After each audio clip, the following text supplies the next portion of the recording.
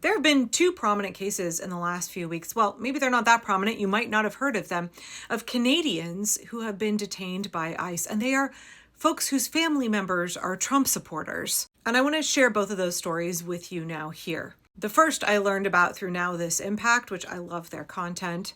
I was definitely, all for Make America Great Again and having a strong, unified country and a bright future for my 5 American children. But now I feel a little differently. I'm a legal resident green card holder. I have been since 1981. Chris Landry has lived in New Hampshire since he was 3 years old. He has a partner, 5 children, and a job in manufacturing. He was stopped at the border in Holton, Maine on Sunday while returning from a family vacation to Canada. They pulled me aside and started questioning me about my past convictions in New Hampshire. 3 hours later, the 46-year-old was told he couldn't come home despite having a green card and being a legal U.S. resident. He spoke to us from New Brunswick, Canada. They denied me re-entry and said, don't come back or we will detain you. And the only way for me to get back in was to see an immigration judge. In 2004 and 2007, Landry faced charges of marijuana possession and driving with a suspended license, but says he's had no criminal record since. He was given a suspended sentence and paid his fines. So I never thought that would threaten my status as a resident of the United States. U.S. Customs and Border Protection telling us in a statement, possessing a green card is a privilege, not a right. And under our nation's laws, our government has the authority to revoke a green card if our laws are broken and abused. Lawful permanent residents presenting at a U.S. port of entry with previous criminal convictions may be subject to mandatory detention and or may be asked to provide additional documentation to be set up for an immigration hearing. Just very uncertain for me right now.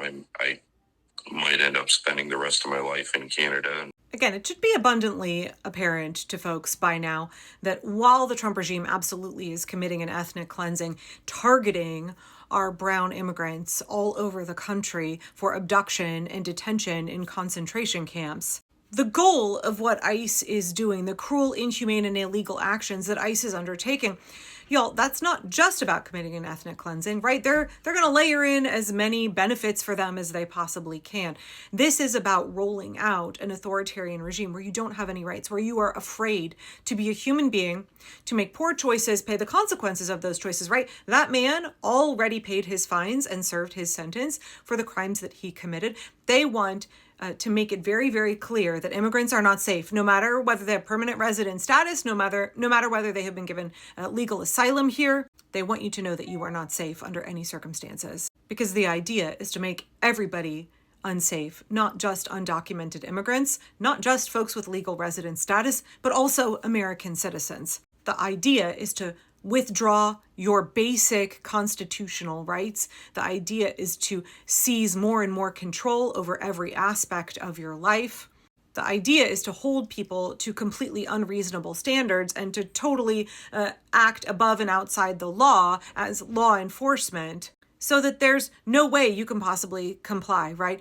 Definitely, they have the expectation that that guy was a legal immigrant and weed, he's got a weed conviction. Donald Trump is a 34-time convicted felon, right? How many people who are running this government are criminals, but they want absolute perfection from immigrants who do very human things that are no big deal, really. And they want you to be sent to detention. I mean, this guy's lucky that they let him stay in Canada, because the policy now is if you are trying to re-enter and they get you at the border, they can stuff you in a detention facility.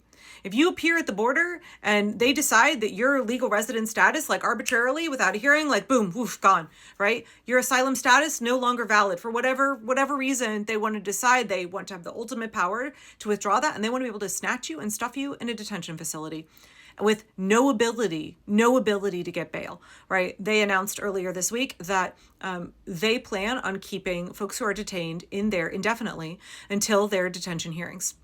And the reason that they're doing that is because the more bodies that they have stuffed in these concentration camps, That is more invoices that Geo Group and Core Civic can send to the federal government. That is more of our taxpayer dollars that they can get, right? They are able to charge per person that they are holding captive. This is a grift. It is all about these corporations making a shit ton of money off of abducting and stuffing immigrants into detention facilities. They are charging the federal government. You and I are paying for concentration camps to be run. Men are getting very, very wealthy off of what is happening right now. And it's going to get worse, right? They want to be able to do this to anybody and everybody. Trump said months ago he wants to be able to do this to American citizens. He wants to send American citizens to the gulag in El Salvador. And I think more and more they're focusing on concentration camps at home because, why not do a capitalism here? Why not keep that money here and give Trump loyalists all of our tax dollars in order to commit those human rights violations within our borders? So I'm really sorry for this guy and I'm sorry for his children. And I know that we want to think that it's only going to happen to brown people and that maybe white people are protected, but we've already seen Trump revoke asylum status from I think it's like 240,000 Ukrainian refugees. He's going after Canadians. There have been German tourists, Irish tourists, Canadian tourists who have been kept in detention for weeks and weeks. And now we're seeing Canadian immigrants, white Canadian immigrants who are being harassed, detained. Some of them are being even stuffed in detention. The second case is a woman who's a Canadian national who's been detained by ICE. She was snatched earlier in July, and The Guardian covered her case. The piece is entitled, "I Want My Vote Back. Trump voting family stunned after Canadian mother detained by ICE." So according to this piece in The Guardian, the woman named Cynthia Oliveira was a Trump supporter. Not only was she a Trump supporter, she and her family supported Trump's plan for mass deportations of immigrants, but they now say they are feeling betrayed after Cynthia was detained in California. She was actually at an immigration appointment for her permanent U.S. residency status. So many of the immigrants we are seeing are being snatched at their court hearings, right? It's an ambush. They're damned if they do, damned if they don't. If they skip their immigration hearing, they will be found to be in violation, and ICE can then come snatch them at their home. But if they show up to their immigration hearing where they've done nothing wrong, they are going through all of the legal steps to get their green card, to get their asylum status, etc. So they're following all of the rules and procedures. They show up, ICE snatches them from the courthouse. "We feel totally blindsided," Cynthia's husband, who is a U.S. citizen, said. He told the California news station KGTV, "I want my vote back." Yeah, you supported Trump's deportation policy and all of the horrible things that he wanted to do when those were Central and South American immigrants, but not your Canadian wife. Cynthia is a 45-year-old mother of 3 U.S.-born children. Well, we know under Trump's America that he has every intention of trying to revoke the citizenship of folks whose parents are immigrants.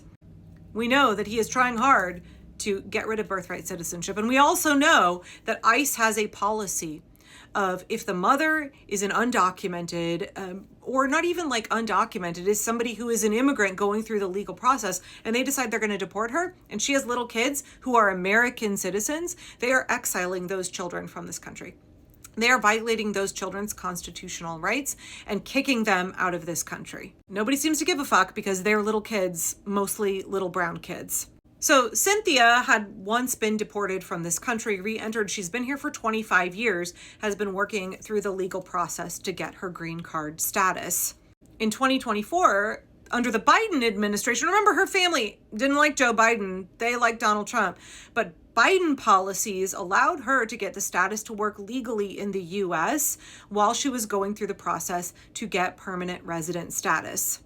Nonetheless, her family were Trump supporters, big Trump supporters. They were in favor of his immigration policy because they didn't think it was going to come and bite them in the butt. But it did. It did. And now they're saying they regret their vote. They wish they could take their vote back. Her husband says he wishes he could take his vote back and change it. Okay, if you regret it, then you better be out there working for the campaigns of Democratic candidates. You better be out there working to fix the harm that you have done. If you regret your vote and you realize now how bad it is because the pain has hit you directly, you were fine with suffering for other people, but now that you are suffering, you want to change your vote. Cool. Work to repair the harm that you've done. Show that you have changed. Show that you do not believe in Trump and his policies and his cruelty and the suffering he wants to inflict anymore. You want a different kind of America. Work for that kind of America. Fight for that kind of America. Join the pro-democracy resistance movement. Put your money where your mouth is. Let your actions speak louder than your words. please don't be fooled into thinking they're going to stop with brown folks from Central America. They're coming for all of us, all of our freedoms.